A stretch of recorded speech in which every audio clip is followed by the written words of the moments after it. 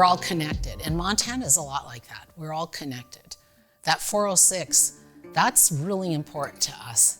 If you want to explore the beautiful countryside, if you want a quieter lifestyle, if you want to feel connected to the land and the people, they will give you the opportunity. You're always going to run into somebody who doesn't want you there for a myriad of reasons. But if you're looking for what Montana has to offer, as millions of people have before in the past, and you're willing to endure the hardship of really rough winters and some hot, dry summers, and also willing to be able to do a lot of things yourself. But what you get from that is a sense of a hardiness, a sense that of strength that the land and the people give you, an ability to feel like you can endure great things and therefore achieve things that maybe other people think are not achievable.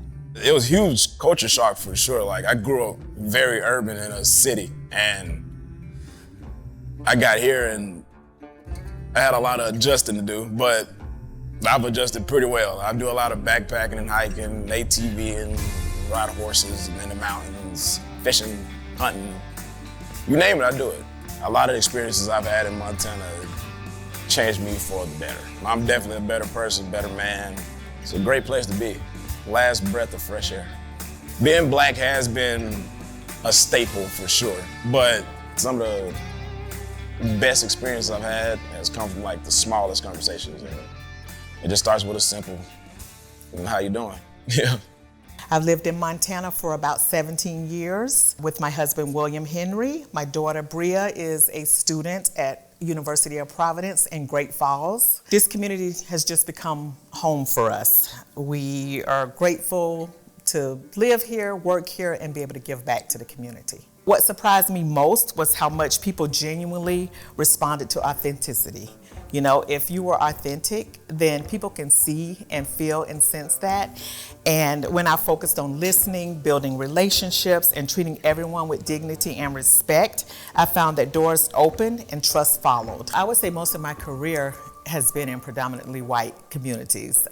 Before here, I lived in Reno.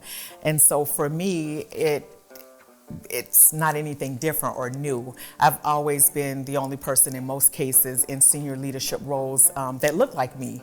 And so the way I felt is that I had a choice to make. You know, I can walk in that room and cower in the corner, or I can walk in the room and be my authentic self. And I choose to be my authentic self. When you are authentic and you truly are into building relationships and listening to people, then they reciprocate that. And so it's not always about color, it's not always about, black, it's not always about white, it's about who you are as a person. And I found that as long as you treat people with respect and dignity, you typically get that back. My experience is just one voice, it's just my experience. It wouldn't be accurate to treat it as representative of all leaders or all black people. I have my own thoughts, and I think sometimes how you deal with things and how you are perceived, it all is different for everybody. I would say between the people and the outdoors, Montana truly changed my perspective. The geography here has made me slow down. It makes me stop and smell the roses. I've always just kind of been on the go, and you don't always think about some of the little things when you're on the go, but here in Montana, it's beautiful. How can you not? And so that is, for me, priceless. We've always had choices to leave and to do other things, and it just feels right. And so that's why we're here.